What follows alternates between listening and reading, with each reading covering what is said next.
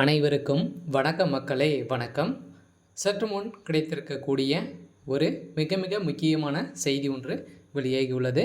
சற்று முன் உளவுத்துறை கொண்டு வந்த ரிப்போர்ட், கோபாலபுரத்தின் கதை முடிந்தது, போலீஸ் குவிப்பு, இது மாதிரி செய்திகள் வெளியாகியிருக்கு. இதை பற்றி தான் இந்த வீடியோவில் நம்ம முழுமையாக பார்க்க போகிறோம்.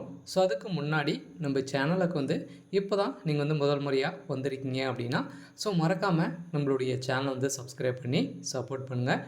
வாங்க வீடியோக்குள்ளே போகலாம். பார்த்தீங்கன்னா உளவுத்துறை அதிரடியாக திமுக மீது பார்த்தீங்கன்னா அதிரடியாக கடும் கண்டனங்கள் தெரிவித்து வருகின்ற நிலையில் தான் அதிரடியாக தமிழகத்தில் ஒரு மிகப்பெரிய சம்பவங்கள் நடந்திருக்கு இல்லையா. பார்த்தீங்கன்னா மருத்துவத்துறையிலே முறைகேடாக நடத்தி இருக்கிறதாக ஒரு பரபரப்பான செய்தி வெளியாகி பார்த்தீங்கன்னா மருத்துவர்கள் அனைவரையுமே போராட்டத்தில் இறங்கி தமிழகம் முழுவதுமே இருக்கக்கூடிய மருத்துவர்கள் அனைவருமே பார்த்திங்கன்னா பெரும் ஆவேசத்தோடு பேசப்பட்டு வருகின்ற நிலையில் தான் திமுகவுடைய தலைமையகத்துக்கு ஒரு மிகப்பெரிய ஒரு இடியாக தான் இருந்திருக்கு.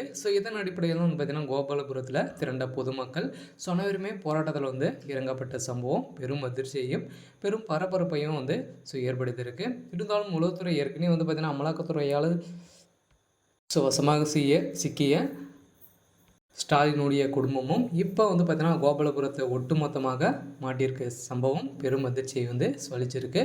இருந்தாலும் பார்த்திங்கன்னா தமிழகத்தில் மருத்துவத்துறையை தான் பார்த்திங்கன்னா ஒரு உயிர் காக்கக்கூடிய ஒரு துறையாக இருந்து வருகின்ற நிலையில் இந்த துறையில் முறைகேடாக பார்த்திங்கன்னா அவங்களுக்கு தவறான ஊசி செலுத்திய காரணத்தினால்தான் அவர் பார்த்திங்கன்னா மருத்துவர் மீது கத்தி குத்து நடத்தினதாக செய்தி வெளியாகிற நிலையில் தான் இந்த அடிப்படையில் பார்த்திங்கன்னா மருத்துவர்கள் அனைவருமே போராட்டத்தில் இறங்கி இப்போ அதிரடியாக தமிழகத்தில் உளவுத்துறை பார்த்திங்கன்னா களத்தில் இறங்கி கோபாலபுரத்தின் கதையே ஒட்டுமொத்தமாக முடியக்கூடிய அளவுக்கு தான் இப்போ ஒரு மிகப்பெரிய கலவரங்கள் வெடித்திருக்கு. இருந்தாலும் இந்த கலவரங்கள் அனைத்தையுமே பார்த்திங்கன்னா சட்டத்துக்கு விரோதமாக செயல்பட்டு வரும் திமுகவுடைய அரசு மீது தான் பார்த்திங்கன்னா விழுந்திருக்கு. இந்த திமுக அரசு மீது பார்த்திங்கன்னா ஏற்கனவே உதயநிதி ஸ்டாலின் அவர்கள் பார்த்திங்கன்னா மருத்துவர்களை அனைவருமே பார்வையிட்டு பேசி வந்திருந்த நிலையில் பார்த்திங்கன்னா அவங்க அவங்களுடைய போராட்டத்தை கைவிடுற மாதிரி தெரியாத நிலை ஏற்பட்டு இருந்த நிலையில் தான் இப்போ பார்த்திங்கன்னா